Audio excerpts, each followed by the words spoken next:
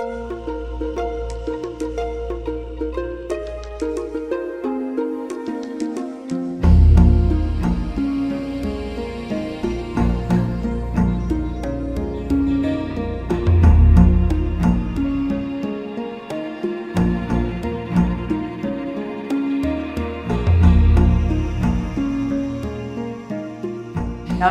Dr. Nancy Grayson, and I'm a cardiologist.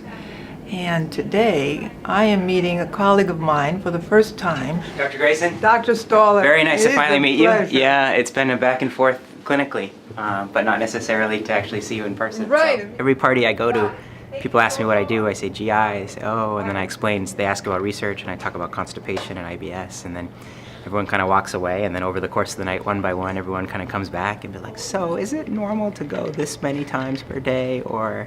I've been at MGH for 5 years, and we have been working with patients with autonomic dysfunction. And then that autonomic dysfunction will also affect the GI tract at times, and then I will call on Dr. Kyle Staller and his staff. So we have this group of people that we know all very well, Right. but not each other. Right. Yeah. I think the last time I shadowed somebody was during residency. You know, after residency, we don't get a chance to see how others practice medicine. Good morning. Good Hi, morning. good to see you. Yes. Yeah, so welcome to the pain clinic. It's like a little field trip. Yeah, so I'm going to show you around. We have a colleague that I know for almost 18 years, professionally and to a degree, a little bit of personally, and having him here and showing things, it's unique sort of a morning for me. We're watching procedures, watching epidural injections, and also seeing patients after their injections to see how they're doing after the procedure. Hey, Hi, how are you? Rice. Katie. Rice, nice to meet you. Nice to meet you too. I did residency at Georgetown, which was a hospital like about 60% the size of this. Oh, I went to Georgetown, worked at Georgetown. Is that right? 6+ and the transplant unit. Yeah. I consulted there all the time as a resident. I bet. I felt like I sort of knew every consultee. Yes. And the relationship was really important. The trust was important. And then coming here, it's such a much bigger system with so many things happening at once you can't even wrap your head around. Right. That I really felt like it was going to take a long time to build back up the relational part. Yeah. You know, I had never worked at Mass General. I came right into primary care, and I was working with physicians who had done their residency here, and then, Yeah. you know, fast forward 40, 50 years, knew which cardiologist they want, which psychiatrist they wanted. And so for me, I was like, how do I start to like build my network? And that's where like the e-consults have been great, because I keep seeing names I recognize. I may not have a face. In a funny way, that mechanism, even though there's no face, has built relationships. Yeah. And seeing my inpatient work talk to my outpatient, sort of where my feet are there too. And that's so interesting. I would have thought you were outpatient. So the fact that you're primarily inpatient, like I don't think I knew that. Yeah. So it'll be interesting, because that's where we're going today. Correct? Yeah. Hello, my dear. How are you? It's so good to see you. So Dr. Tello is a phenomenal, engaged primary care physician. She's interested in the health of the individual and really strives to optimize care for patients, especially surrounding chronic disease processes. I treat obesity and the associated comorbid conditions of obesity, and Dr. Tello typically will refer here into the weight center. We first got in contact when I was writing an article about obesity being a complicated disease and the different ways that primary care doctors could move into obesity treatment. Because you were pointing out you have a 6-month plus waiting list, or maybe longer. Unfortunately, yes. Yeah, maybe this could be a little bit in the realm of primary care. Some of this, you know, Right, absolutely. we could have more of a familiarity with some of the weight loss medications. So Dr. Tello and I are partners in this treatment of patients that have chronic disease and chronic illness. Over that time, we've seen patients transform their lives. This is a 62-year-old woman who's been coming here to the weight center. What did you think about the last patient interaction? It's really interesting to Yeah. see her, because we never get to go in the room. Right. Even with the colleagues that we work with in You our never own see it. practices. So I feel like some of the patients just benefit from recognizing that they fit this constellation of patients that you and I see together, and then connecting them with the other pieces, right? With autonomic dysfunction, it'll affect cardiac, it'll affect GI, but we have to also call in our genetics friends, Yes. our colleagues who also work with us. And Or Dr. Farhad, who we share a lot of patients Yes. with too, right? I'm Khosrow Farhad, and I'm a neurologist subspecialized in neuromuscular disease, primarily small fiber neuropathy and autonomic neuropathy. My name is Yanila Noila. I'm a neurologist here at MGH. My particular area of interest is in autoimmune neurology. Although Dr. Lanola and I work in the same department, we don't have a lot of extra time after or before clinic to sit and talk to each other. No, we don't have time to sit down and talk and chat. We've been referring patients to each other forever, and I'd just like to see a little bit your approach to patient care. Usually when you're dealing with a patient whose pain just is not improving, with a nerve compression syndrome, you'll refer me the patient for decompression. And I'll sometimes have people with pinched nerves who also have a joint that hurts, something that I can't really fix surgically, and then I'll see what Dr. Ahmed has to offer. You can see there is almost like a loop between us. Catch me up, how's everything? Everything's going pretty well. I have been doing the IVIG for a few months now. So is it constipation?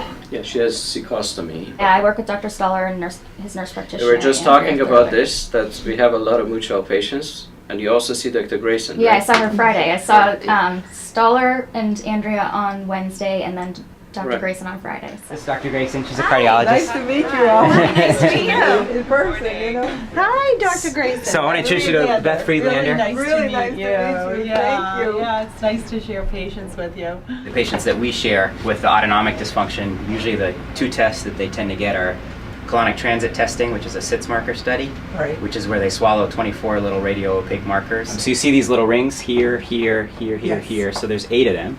And so based on the amount that are left, we make a determination whether they're slow transit or not. Hi, how are you, dear? So good to see you. This is the main one where I see patients. I don't think I knew you were med peds. Check that out. Well, yeah. I was I going to try never to knew explain that. why I have the pediatric stethoscope. No, I never knew. I'm med You peds. can see teenagers then. I see little ones all the way up. If the sender had comments, it goes to the top of the list. Oh, See, like, that's important to know. So I need to make sure if It there's, is. yeah. half the time it's thank you so much for sending me your patient. And that's annoying because it went to the top of my list and gummed up my list. You're getting inundated with just CC charts. Yeah, so what do you do? I send my note every single time to you because I feel like you should know. So for Or- something like that where yeah. it's like clinically Right. important, you Yeah. probably wouldn't just put it in a CC chart. What I'm finding is that with the volume of patients that the primary care has and the different pegs of the puzzle they're trying to look at, that I might need to, if I'm really concerned, send a special dedicated note about those highlighted areas of concern, which will add more work to my list of things to do, but will draw more direct attention from the primary care surrounding that recommendation. Hi, Bryce. Good to see you again. You too. Welcome to the Internal Medicine Associates. Thank you. It's my Range first 6 time. in the ambulatory building in general. No, our department is 2 floors up. Oh, yeah, So I've that's been right. over there a lot of times, but not behind these doors. Meeting Bryce was, very interesting because putting a face to what had just previously been like a computer interaction was kind of neat. We did go on to the inpatient psych floor of Lake 11, which is where Bryce spends the majority of his clinical time. We have a lot of sort of people in an interdisciplinary team and a lot of people coming through, different learners and things. But I think this is the first one I can remember where another sort of completely unaffiliated professional was sort of with us. And I really had to think for a second, what is it going to seem like to someone who's never even crossed these doors before? They do daily rounds and do face-to-face visits with the patients that they're following while they're in the hospital. And saw a variety of very interesting psychiatric cases. She got to see someone with depression, she got to see someone who had hurt themselves, but then also saw Huntington's disease, very bad advanced Alzheimer's, dementia. I think sometimes I take it for granted in the outpatient setting where everybody's usually healthy and doing well and stable, and he sees them kind of at their worst. And so it was a reminder, people do get really sick and need that kind of acute care. He had a C7 right-sided radiculopathy. Dr. Ahmed is shadowing me today, just as I shadowed him a month ago. When he goes to the operating room, he often does a lot of pain procedures, dorsal column stimulators, but this is just as I've witnessed some procedures I haven't seen since medical school. He's going to see what happens after he refers a patient to surgery and see what they go through. We do implants for chronic pain, which involves, putting a device in the patient's body, but we really do not go this far, that they go much closer to the nerves and spinal cord.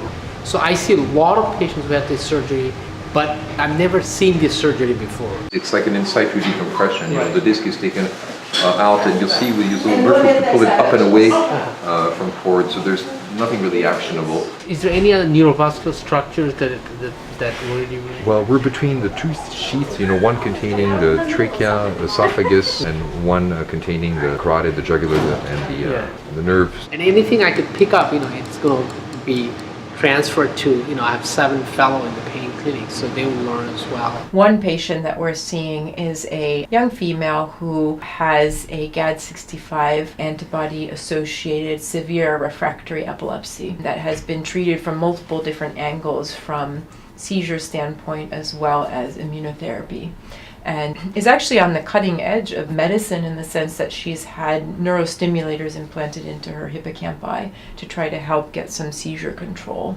I cannot imagine having gone through this whole experience without having the connection with my doctors that I do. They are an enormous part of my support system. There's been a lot of decision points to kind of try to see, is she still having inflammation, is she not, and do we treat from the seizure standpoint or the inflammatory standpoint, and it's a constantly evolving process. This is how we're gonna approach the situation. We're gonna do this, this, and this. We do have a team, and I think that team is not always explicit.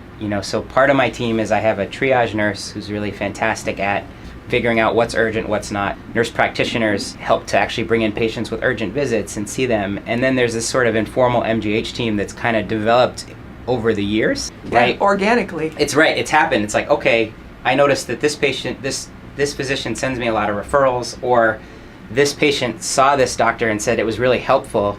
And so we kind of build up this team of specialists for this patient population. The team environment here is crucial for the success of the patients. There is a team here that's working literally night and day. We constantly are working across aisles with people in every corner of the hospital, but rarely do we actually sit in each other's shoes in any way at all. Hi, how are you? I'm Katie. Hi there. This is Bryce. It's really easy to just keep our heads down and keep sort of plugging away, even if inside we sometimes are not super happy. Sometimes we bottle up the things that stress us about the system. And this is a chance to step back and actually just connect with people who are all doing their best and understand what it's like to be someone else doing their best.